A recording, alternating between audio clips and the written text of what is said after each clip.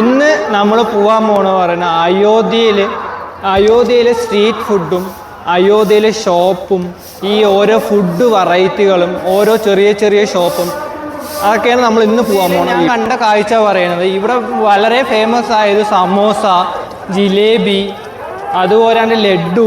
ഈ ലഡ്ഡു എന്ന് പറയുന്നത് ഈ സ്പെഷ്യൽ ഈ ഹനുമാൻഗഡി മന്ദിരിക്ക് സ്പെഷ്യലായി ഉണ്ടാക്കുന്ന ലഡ്ഡുകളുണ്ട് കുറേ. ഈ ഹനുമാൻഗഡി മന്ദിർ പോകുമ്പോൾ നമുക്ക് കുറേ ഈ സ്വീറ്റ്സ് ഈ ലഡ്ഡു ഉണ്ടാക്കുന്ന ഷോപ്പ് മൊത്തം കാണാം. ഇവർ പറയുന്നത് അവിടെ പോയി പ്രസാദം കൊടുക്കുന്നതാണ് ഹനുമാനിന് പറഞ്ഞുകൊണ്ടിരിക്കുന്നത്. ഈ കട ഉണ്ട്, ഈ കടയിൽ ഈ പ്രസാദമാണ് വെക്കുന്നത്. ഈ ഇവിടെ ദർശനം കഴിഞ്ഞ് വന്നവർ ഇവിടെ വന്ന് പ്രസാദമാണ് വാങ്ങുക. നമ്മുടെ ആ വെള്ള കളർ സാധനം കാണുന്നുണ്ട്, ആ വെള്ള കളർ സാധനം പറയുന്നത് അവിലാണ്. നമ്മുടെ അവിടെയൊക്കെ കുറച്ചും കൂടെ ചെറിയ അവിലാണ് ഉണ്ടാവുക.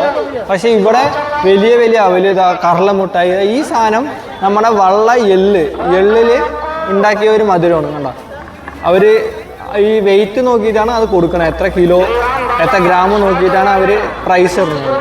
നമ്മുടെയൊക്കെ വിചാരം നമ്മുടെ കേരളത്തിലാണ് ഫ്രൂട്ട്സിനൊക്കെ വില ജാസ്തി ചെയ്യുന്നത്. പക്ഷേ ഞാൻ കണ്ട പോലെ കേരളത്തിലല്ല, ഈ നോർത്ത് ഇന്ത്യൻ സംസ്ഥാനത്തിലാണ് ഈ ഫ്രൂട്ട്സിനൊക്കെ വില ജാസ്തി. ഈ ആപ്പിളായാലും ഈ പേരക്കയായാലും ഓറഞ്ചായാലും എന്താ വില അല്ലോ, 200 രൂപ 300 രൂപ, ആ പഴത്തിന് 100 രൂപ, അത്രയൊക്കെയാണ് ഇവർ പറയണത്. ഇവിടെ ചായക്ക് പ്രത്യേക തരമുണ്ട്. നമ്മുടെ അവിടുത്തെ പോലെ പ്ലാസ്റ്റിക് ഗ്ലാസ്സിലല്ല ചായ കൊടുക്കുക. ഈ സാധനമില്ലേ, ഈ സാധനത്തിലാണ് ഇവിടെ ചായ കൊടുക്കുക. ഇതൊരു മണ്ണിൽ ഉണ്ടാക്കിയ സാധനമാണ്, എക്കോ ഫ്രണ്ട്ലി. ഇത് പണ്ട് തൊട്ടേ ഉള്ള സാധനം കേട്ടോ, ഇപ്പോൾ ഉള്ള സാധനമല്ല. ഇതിൽ ചായ ഒഴിച്ചിട്ടാണ് ഇവർ എല്ലാവർക്കും ചായ കൊടുക്കുക. സാധനത്തിന് അറിയപ്പെടുന്നത് കുള്ളടനാണ്. ഇത് ഒരു മണ്ണിലാണ് ഉണ്ടാക്കിയിരിക്കുന്നത്. ഇത് കുടിച്ചു കഴിഞ്ഞാൽ ഇവർ റീയൂസ് ചെയ്യില്ല. ഈ കുടിച്ചു കഴിഞ്ഞാൽ ഇവർ ഇവിടെ താഴെ ഇട്ടിട്ടില്ല. അതുപോലെ ഇവർ എറിഞ്ഞ് പൊട്ടിക്കുകയാണ് ചെയ്യുക. നമ്മുടെ ഉണക്കപ്പുള്ളി, പിന്നെ ഇത് നമ്മുടെ കറല.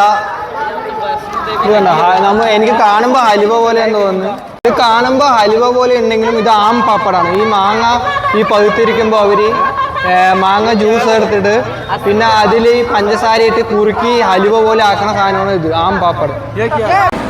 നിങ്ങളിപ്പോൾ കണ്ടുകൊണ്ടിരിക്കുന്ന സാധനം പറയുന്നത് ലിറ്റിയാണ്. എന്താണ് ഈ ലിറ്റി? ലിറ്റി പറയുന്ന ഒരു ബീഹാരി ട്രഡീഷണൽ ഡിഷാണ്. അത് ഉണ്ടാക്കുന്നത് നമ്മുടെ ഗോതമ്പ് മാവിലാണ് അത് ഉണ്ടാക്കുന്നത്. നമ്മുടെ ഗോതമ്പ് മാവിൽ കുറച്ച് സ്പൈസസ്, കൊത്തമല്ലി, പിന്നെ കുറച്ച് കടലമാവ്, ഇതൊക്കെ മിക്സ് ചെയ്ത് അവർ നമ്മളെ ഒരു മാവിൻ്റെ നമ്മുടെ ചപ്പാത്തിക്കൊക്കെ കുഴക്കില്ലേ, ആ ഒരു മാവ് പരുവാക്കും. ആ മാവ് പരുവാക്കി അവർ ഉണ്ടയാക്കും.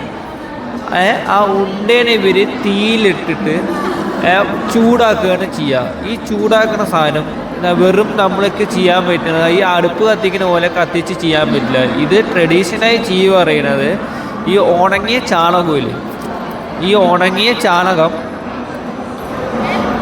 ഉണക്കി ഇവർ കത്തിക്കും. ഈ കത്തിച്ച ചൂടിൽ കനലായി കഴിഞ്ഞു കഴിഞ്ഞാൽ അപ്പോൾ ഈ ഉണ്ടയാക്കിയ ലിറ്റിനെ ഇവർ എന്താ പറയുക ആ തീ കനലേക്ക് ഇട്ട് ചൂടാക്കുകയാണ് ചെയ്യുക. അപ്പോൾ നമ്മുടെ ഈ ബ്രെഡൊക്കെ വേവിന പോലെ ഇതും വേവും.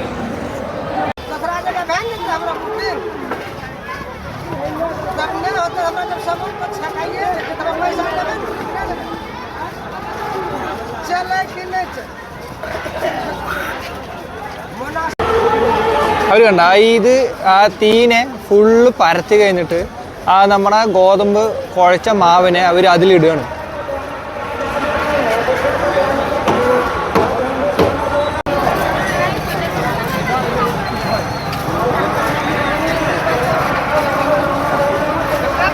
ഈ സാധനം ആവാൻ അരമണിക്കൂർ എടുക്കും. അവർ ഈ അരമണിക്കൂറിൽ ഇങ്ങനെ ഈ മൊത്തം കരിയാത്ത പോലെ ഇങ്ങനെ കൈകൊണ്ട് ചെയ്തുകൊണ്ടേ ഇരിക്കണം. അതാണ്, നല്ല ചൂടാണ്. അവർ ചീരമല്ലേ.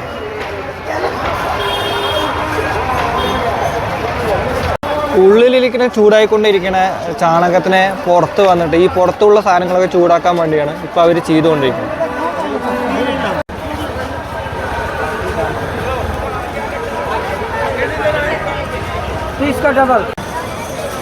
അവർ കണ്ട ഈ ആയ ലിറ്റിച്ചൊക്കെ അതിന് ഓരോന്നായത് കൊണ്ട് എടുത്തുകൊണ്ടേ ഇരിക്കുകയാണ്.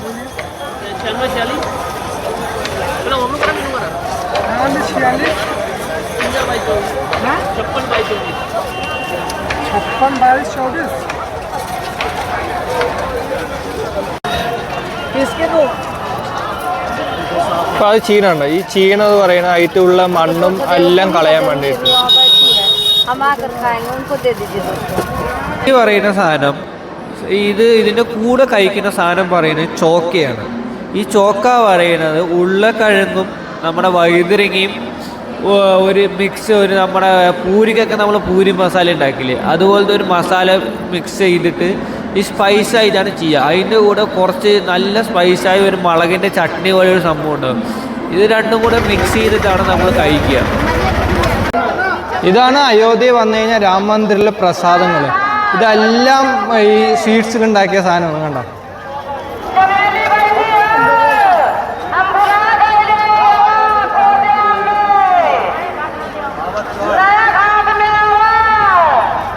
നോർത്തിൽ വന്നു കഴിഞ്ഞാൽ പിന്നെ പാനിപ്പൂരി കണ്ടില്ലെങ്കിലേ അതിശയമുള്ളൂ. വേണ്ട, ഇവിടെ പാനിപ്പൂരി കൊടുക്കണണ്ട. ഇതാണ് ഓരോ കടം. ഈ കൊടുത്ത് ഓരോ ഫ്ലേവറായ ഒരു വെള്ളം ഉണ്ടാവും. ഇതാണ് പുളിവെള്ളം. അതിൽ ഇത്തിരി ഉരുളക്കിഴങ്ങും പാനിയും ഒഴിച്ചിട്ട് കൊടുക്കലാണ്. ഇങ്ങനെ കണ്ട കയ്യിൽ.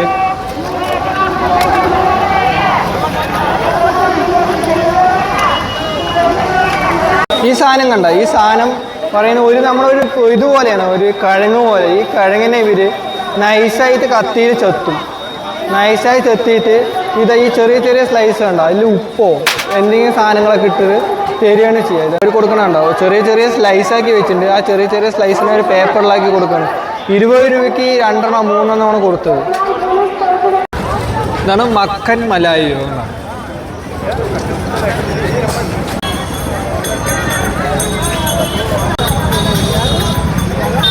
ഈ സാധനം കണ്ട, ഈ സാധനം പറയുന്നത് മലായി മക്കൻ എന്നാണ് അവർ പറയുന്നത്. ഈ സാധനം നമ്മുടെ പാലിനെ ചൂടാക്കി തണുപ്പിച്ച് പിന്നെ മെഷീനിലിട്ടിട്ട് ഇങ്ങനെ എന്തോ പതപ്പിച്ച് ചെയ്യുന്ന സാധനം എന്നാണ് അവർ പറയുന്നത്.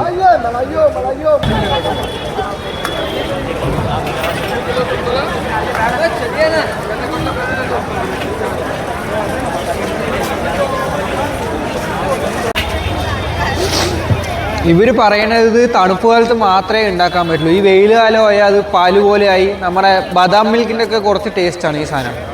ഞാൻ കുടിച്ചു നോക്കി. നമ്മുടെ ബദാം മിൽക്കിൻ്റെ ഒക്കെ ഒരു ടേസ്റ്റാണ് ഇത് വരുന്നത്.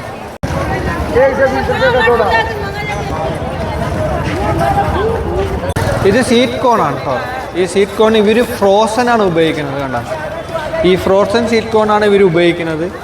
കണ്ടില്ലേ അവർ ഇടുന്നത് സാധനം കണ്ടില്ലേ. ഈ സാധനത്തിനെ ബേരെന്നാണ് പറയുക. ഇത് ഈ നോർത്ത് ഇന്ത്യയിലാണ് സ്പെഷ്യലായിട്ട് കണ്ടുവരുന്ന സാധനം. ഈ സാധനം ഞാൻ കഴിച്ചു നോക്കി. ഇതൊരു പച്ച കളർ, നമ്മളെ ആപ്പിളൊക്കെ കഴിക്കണ പോലെ. പക്ഷേ ഈ പച്ച കളറെ കാട്ടിലും നിങ്ങൾ നോർത്തിൽ വന്നു കഴിഞ്ഞാൽ ഈ ചുവപ്പ് കളർ സാധനം കഴിക്കണായിരിക്കും കുറച്ചും കൂടെ ടേസ്റ്റ് ഉണ്ടാവുക. ആ ജിലേബി അവർ ഉണ്ടാക്കണം.